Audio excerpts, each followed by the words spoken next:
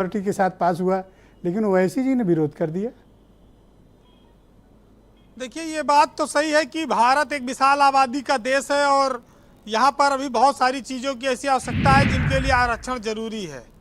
उसमें महिलाएं भी शामिल हैं। असदुद्दीन ओवैसी तो इंडिया का भी विरोध कर रहे हैं और एनडीए का भी विरोध कर रहे हैं।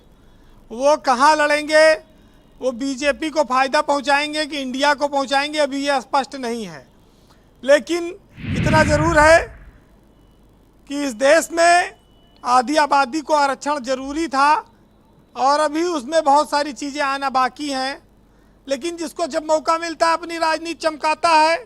चुनाव करीब है तो मोदी जी भी अपना थोड़ा थोड़ा वोट हर जगह से लेंगे, क्योंकि लड़ाई इंडिया गठबंधन से है और इंडिया गठबंधन के सामने जो दूसरे राज्यों में नुकसान होगा उसकी भरपाई कहीं नौजवान से, कहीं किसान से, कहीं महिला से और तमाम कहीं मुसलमान से भी कर सकते हैं। इसकी भी कोशिश लगातार जारी है। बहुत सारी चीज़ें ऐसी होती हैं जिसका शोर मचता है कि बहुत अच्छा हुआ, बहुत अच्छा हुआ, लेकिन जिसके लिए होता है उसको पता नहीं लगता है। जैसे अपने यहाँ बहुत बार होम्योपैथिक के डॉक्टर होते हैं, वो उनकी गोली चूसने में तो मीठी लगती है, लेकिन इलाज में कितना फ़ायदा हो रहा है ये पता नहीं चल पाता और धीरे धीरे चीज़ें चलती रहती हैं।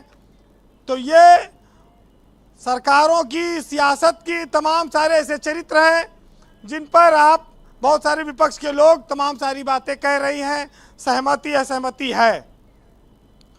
लेकिन आज एक बात इसलिए बड़ी हो जाती है कि मोदी सरकार ने जो काम किया है, भारत जैसे देश में जहां रूढ़िवादी व्यवस्था रही, जहां सती प्रथा रही, आदमी के मरने के साथ ही महिला का जीवन खत्म हो जाता था।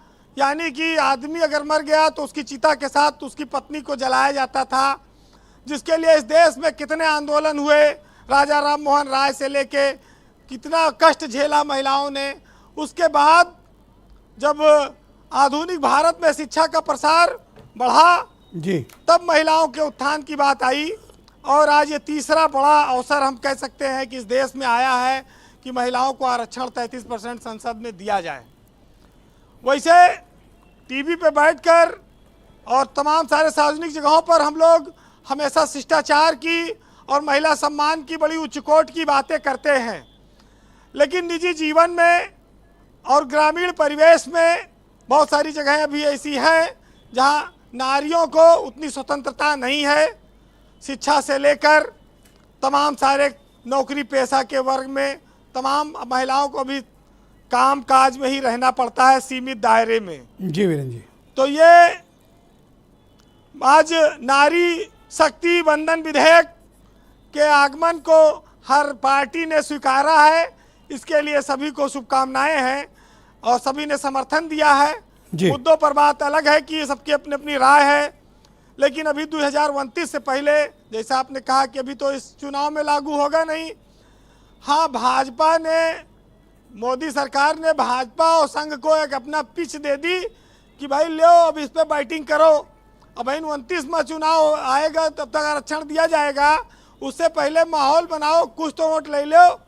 इसमें मुस्लिम महिलाओं का भी वोट लेने की कोशिश की जाए, क्योंकि वो भी महिला ही हैं, उनको भी लगे कि भाई भाजपा ने जो किया वो सभी धर्मों के लोगों के लिए किया है। तो ये कि राजनीतिक दलों पर चुनाव से पहले बढ़त बनाने की कोशिश है। ब्रजेश जी कंक्लूड करें वीरेंद्र जी।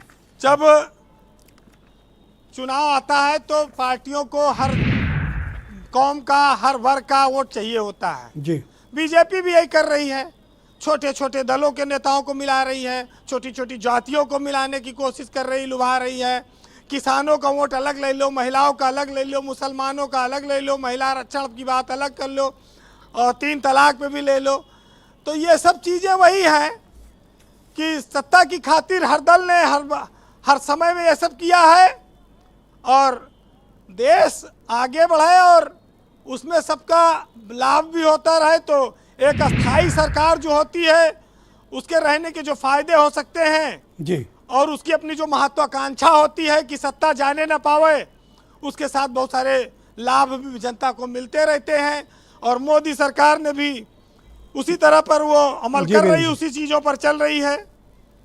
वैसे इस देश में एक बार जब आपातकाल लगा था तब भी नसबंदी का बड़ा दौर आया था। उसमें पुरुषों के लिए बड़ा खतरा, आतंक मचा था, भाग रहे थे लोग। तब एक बहुत पुराना नारा चला कि जमीन गई चकबंदी माँ और मकान गवा हदबंदी माँ, और दरवाजे पे खड़ी औरत चिल्लाए कि मर्द गवा नसबंदी माँ। तो नसबंदी के बाद आज मोदी जी ने भी एक बहुत बड़ी स्ट्राइक पुरुषों की नसबंदी की तरह ही कर दी है।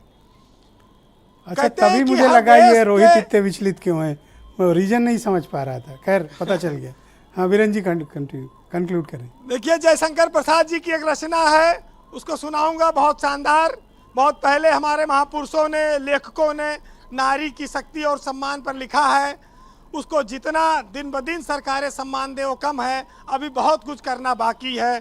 सुनिएगा कि इस अर्पण में कुछ और नहीं, केवल उत्सर्ग छलकता है, और मैं दे दूं और ना फिर कुछ लूं, इतना ही सरल झलकता है। क्या कहती हो ठहरो नारी, संकल्प अश्रु जल से अपने, और तुम दान कर चुकी पहले ही जीवन के सोने के सपने। और नारी तुम केवल श्रद्धा हो, विश्वास रजत नग पद तल में, और पीयूष स्रोत सी बहा करो जीवन के सुंदर समतल में। बहुत शुक्रिया वीरेन जी, आपने बहुत ऊंची बात की। बहुत बहुत धन्यवाद इस चर्चा